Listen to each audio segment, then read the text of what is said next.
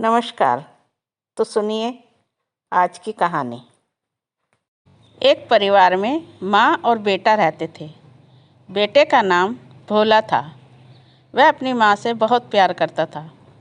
उसके बड़ा होने पर माँ ने उस लड़के की शादी कर दी, यह सोचकर कि परिवार में एक आदमी और बढ़ जाएगा।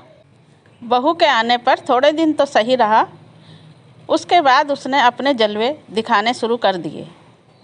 किसी बात पर लड़का अपनी माँ की तरफदारी करता था और कभी वह चुपचाप देखकर अनदेखा करके बाहर चला जाता। पर माँ सब कुछ बर्दाश्त करती रही, इसलिए मेरा बेटा तो खुश है, यही सोचकर वह सब कुछ बर्दाश्त करती रही। कुछ समय बाद भगवान ने बहू की गोद भर दी। माँ बड़ी खुश थी। चलो, इसके सहारे ही समय कटेगा और मैं पोते को ही सारा दिन अपने पास रखूँगी और इससे ढेर सारी बातें करूँगी। पर वह खुशी बहू से देखी नहीं गई। वह यही सोचती, क्या करूँ।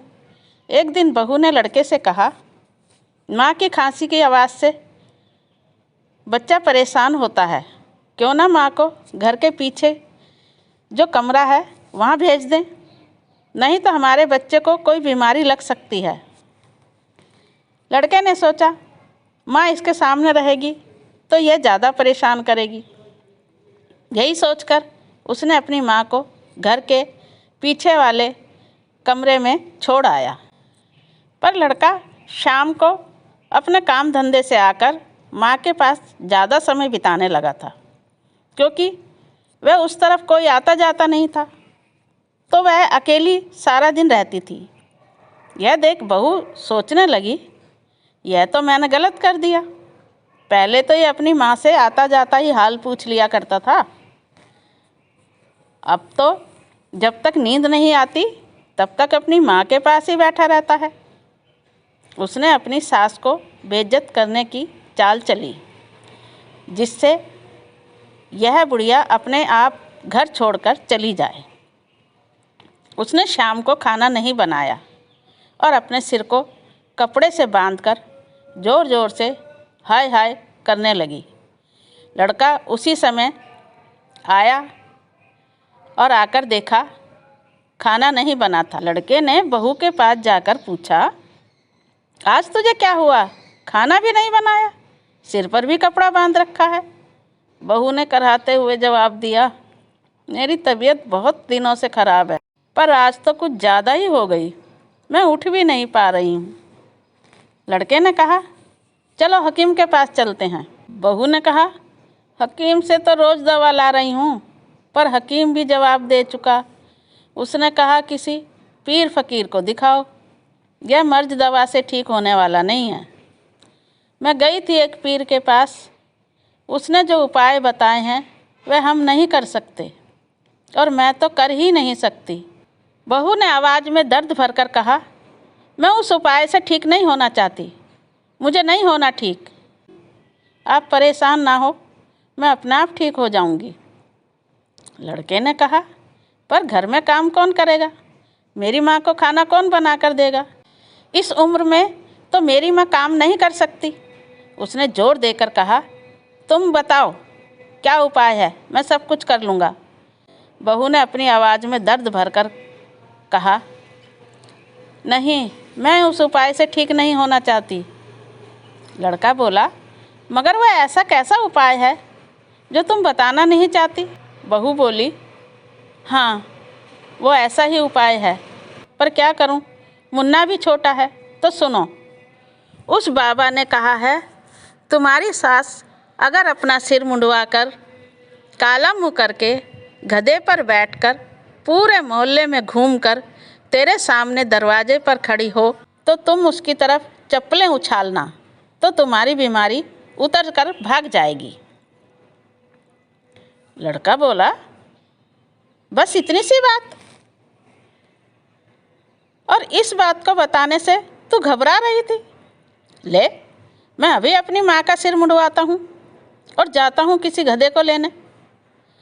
तू तैयार हो, मैं उसे पूरे मोहल्ले में घुमाकर तेरे सामने लेकर आता हूँ, तू मेरे आवाज़ का इंतज़ार करना। बहू को उम्मीद नहीं थी कि यह काम इतनी आसानी से हो जाएगा। वह खुश होकर तैयार होने लगी। लड़का अपनी ससुराल, जो पास ही था, भागते हुए पहुंचा। उसके भागने से उसकी सांसें तेज हो गई। वह सही ढंग से बोल भी नहीं पा रहा था। उसकी हालत देखकर सभी लोग घबरा गए। सास, ससुर, साला, साली। ससुर ने पूछा, दामाद जी क्या हुआ, ये हाल क्या कर रखा है? लड़का सांसों पर नियंत्रण रखते हुए अटक अटक कर बोला, तुम्हारी लड़की बहुत बीमार है। मैं इलाज करवा कर हार गया, पर कुछ असर नहीं होता। लगता है भगवान को कुछ और ही मंजूर है। मैंने किसी पीर को भी दिखाया था, उसने ऐसा उपाय बताया है जो हम नहीं कर सकते, और आपकी लड़की तो उस उपाय को करने को मान ही नहीं रही। उसकी सास बोली, ऐसा कैसा उपाय है जो हम नहीं कर सकते? तो लड़के ने सब कुछ उसी तरीके से बताया जैसे बहू ने उसे बताया था, सिवाय इस बात के कि माँ किसकी है। उसकी सास ने कहा, मेरी लड़की ठीक होनी चाहिए। काला मुंह करके गधे पर बैठकर मोहल्ले में चक्कर लगाने से कुछ नहीं होगा। और वह अपने दामाद के साथ चल पड़ी। पहले सिर मुंडवाया, फिर काला मुंह करने के बाद गधे पर बैठकर पूरे मोहल्ले में चक्कर भी लगाया। और घर के सामने आकर दामाद ने आवाज़ लगाई। बहू तो इसी इंतज़ार में थी। मुंह पर कालिख लगने से या खुशी से उसे पता ही नहीं चला कि माँ किसकी है। वह लड़खड़ाती हुई सी बाहर आई और उसने गधे पर बैठी हुई से बोला, देख बंदी का खेला, गधे चढ़ी मुँह काला। लड़के ने बहू को गर्दन से पकड़कर गधे के पास लाकर बोला, देख यार की फेरी, अम्मा तेरी है या मेरी? बहू की माँ को समझ आ गया था कि यहाँ क्या चल रहा है। उसने अपनी लड़की को बुरा भला कहा और बोली, तूने मेरा सिर मुंडवाकर काला मुंह करके पूरे मोहल्ले में घुमाया है। मैं इस मोहल्ले को कैसे मुंह दिखा पाऊंगी? और जाकर अपनी सास को घर में ला और अच्छी तरीके से रख। अब लड़की समझ चुकी थी कि यहाँ मामला उल्टा भी हो सकता है। अगर मेरी कहानियाँ पसंद आती हैं तो लाइक कीजिए, सब्सक्राइब कीजिए और हाँ, कमेंट भी कीजिए। अगर नहीं भी आती हैं तो भी कमेंट करके ज़रूर बताएं, ताकि मैं इससे बेहतर करने की कोशिश करूँगी। और कमी जहाँ आपको लगे वो भी ज़रूर लिखें। चलिए फिर मिलते हैं आपकी दादी माँ के कहानियों के पिटारे से नई कहानी के साथ। धन्यवाद।